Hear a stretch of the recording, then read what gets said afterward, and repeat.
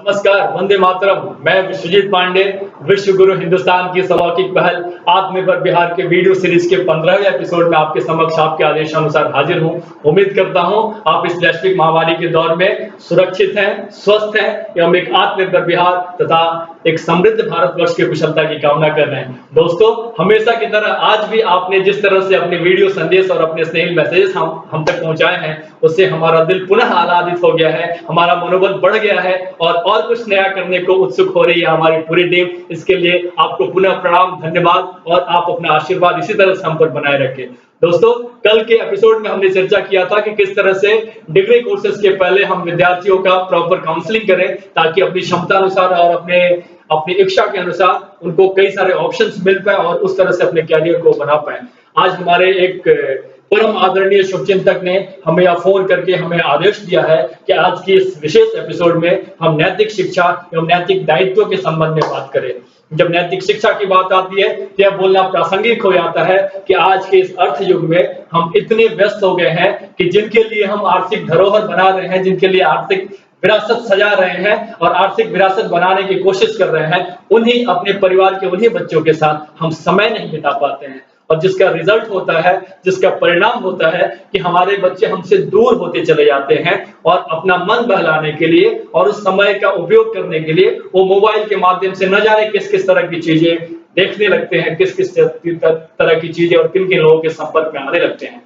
अतः यह एक अलार्मिंग सिचुएशन है और हमें यह समझना होगा कि अपने व्यस्त दिनचर्या में से हमें कुछ समय अपने बच्चों के लिए भी निकालते हुए उनके भविष्य की चिंता करते हुए उनको नैतिक शिक्षा देना ही होगा, जिसके फलस्वरूप हम एक बेहतर समाज का निर्माण कर पाए। यकीन मानिए, अगर आप अपने बच्चों के साथ समय बिताते हैं, अपने बच्चों से अपने परिवार और अपने पुरखों के बारे में, अपने संस्कृति के बारे में, अपने धर्म के बारे में, उनके भविष्य के बारे में, उनके दोस्तों के बारे में, उनके दोस्तों के परिवार के बारे में, उनके दोस्तों के मानसिकता के बारे में और जिन जिन लोगों से वो मिलते हैं, जिनके संपर्क में आते हैं, उन सब के बारे में जब आप एक संवाद स्थापित करना प्रारंभ करेंगे तो निश्चय ही आपको पता चलेगा कि आपके बच्चे किस ओर जा रहे हैं और उनको किस तरह से मार्गदर्शन करके वापस उनको अपने सांस्कृतिक धरोहरों का सम्मान करते हुए अपने कैरियर बनाने के लिए हम प्रेरित कर सकते हैं और इसका दूरगामी असर आपको त्वरित दिखना शुरू हो जाएगा।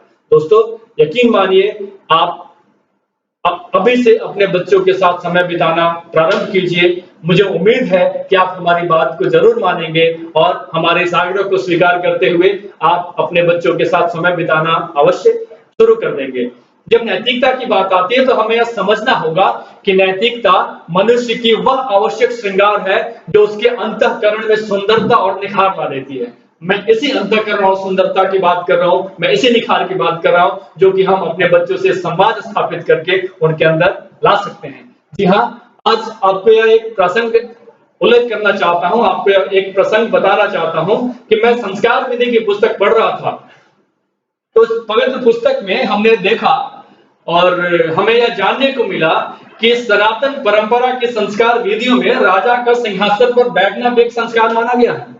जी हाँ, जब कोई युवराज राज सिंहासन पर बैठता था या जब उसका राज्याभिषेक होता था तो 7 पवित्र नदियों के जल से उसका अभिषेक कराया जाता था। उसके आसपास के राजा उसके लिए उपहार लेकर आते थे।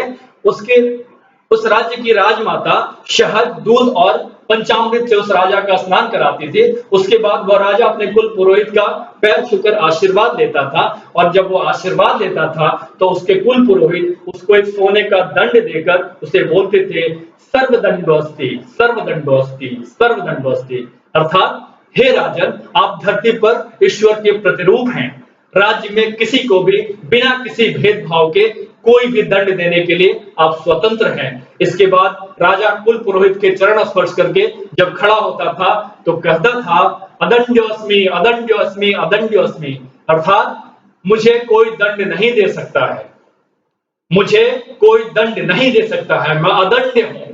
तभी राजा के कहने पर पुरोहित हाथ में एक पलाश का दंड लेकर उसकी पीठ पर धीरे से मारता था और कहता था, धर्मदंडोस्ति, धर्मदंडोस्ति। अर्थात, हे राजा, तुम्हारे ऊपर भी यह दंड है और यह दंड है धर्म का दंड। तू अदंड नहीं है, तुम्हारे ऊपर यह धर्म का दंड है जो तुम्हारे लिए भी लागू होता है। राजा भागता था तथा वेदी की परिक्रमा करता था। पुरोहित उसकी पीठ पर पलाश का डंडा मारता जाता था। 3 चक्कर लगाने के बाद यह विधि समाप्त होती थी।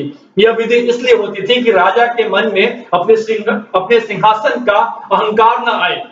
उसे यह ज्ञात रहे कि यदि उसने कोई अधर्म किया, यानी उससे कुछ ऐसा किया जो गलत है, तभी उसके ऊपर कोई और दंड विधान है, यानी धर्म का दंड है, जो उसके लिए भी लागू होती है।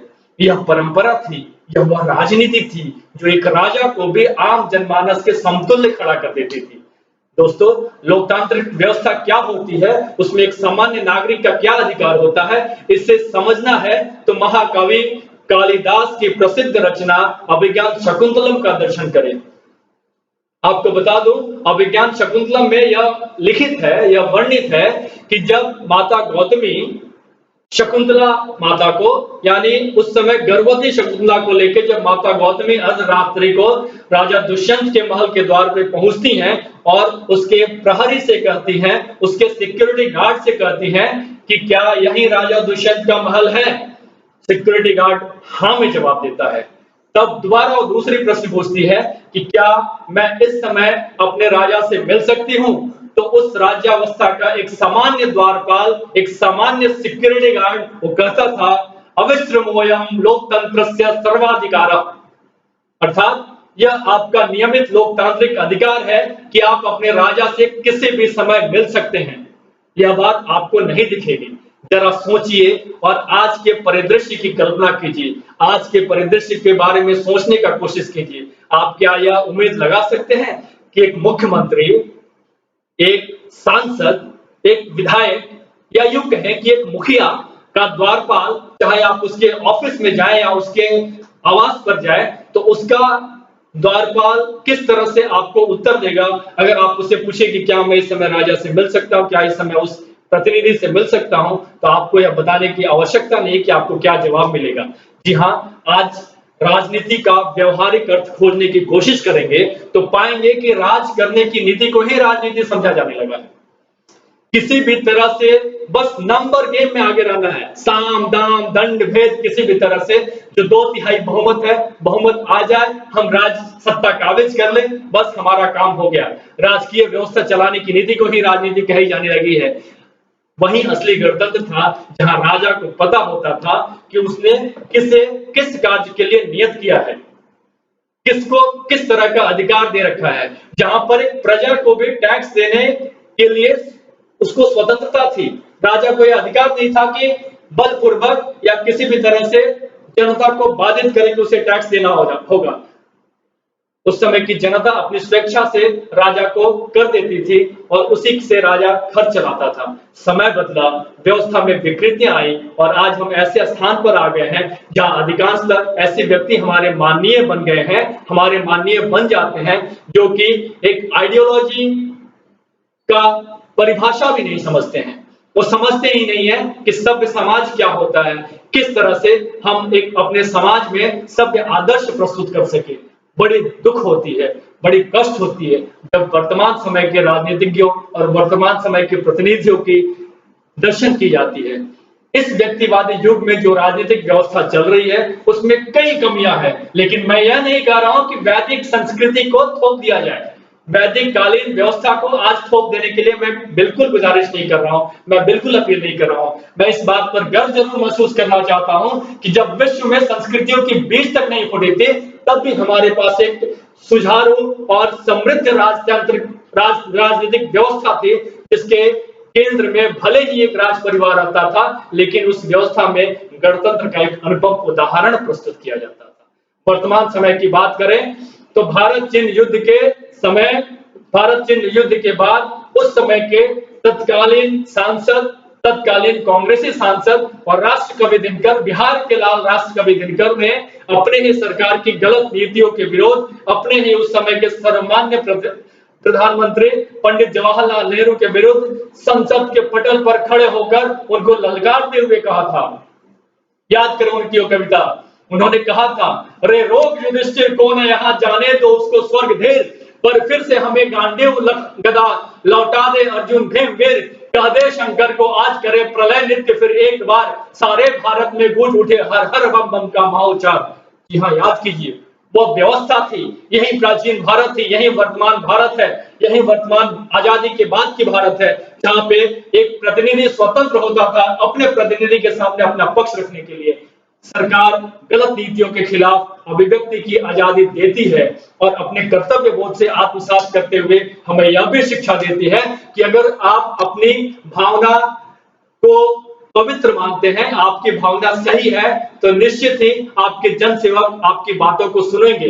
अतः अपनी नैतिक और अपनी जिम्मेदारी को समझते हुए, अपने नैतिक दायित्व को समझते हुए, वर्तमान एवं भावी पीढ़ियों के सुनहरे भविष्य के लिए आपको अपने प्रतिनिधियों से यह अविलंब पूछना होगा कि बिहार के प्रतिभाओं का पलायन रोकने के लिए वे अपने स्तर पे क्या कार्य कर रहे हैं। इसलिए इस प्रतिभाओं को रोकने के लिए उनका भावी एजेंडा क्या है, बिहार के विद्यार्थियों के गुणात्मक शिक्षा हेतु अपने क्षेत्र में वो क्या बदलाव कर रहे हैं, वे अपने क्षेत्र के युवा युवतियों की एम्प्लॉयबिलिटी स्किल्स निकालने हेतु क्या कर रहे हैं। मुझे यह उम्मीद है कि इन सारे प्रश्नों का हल ढूंढने में आप हमेशा की तरह आज भी हमारा मदद करेंगे और अपने सुझाव इस YouTube के वीडियो के कमेंट बॉक्स में अवश्य प्रेषित करेंगे तथा अपने समस्त हिंदुस्तान प्रेमियों और एवं बिहार प्रेमियों तक इस वीडियो को पहुंचाकर हमारे इस पवित्र अभियान का हिस्सा बनेंगे। कल मिलते हैं इन प्रश्नों के समाधान हेतु सुझाव के साथ। तब तक के लिए प्रणाम। आप अपना ख्याल अवश्य रखिएगा। वंदे मातरम।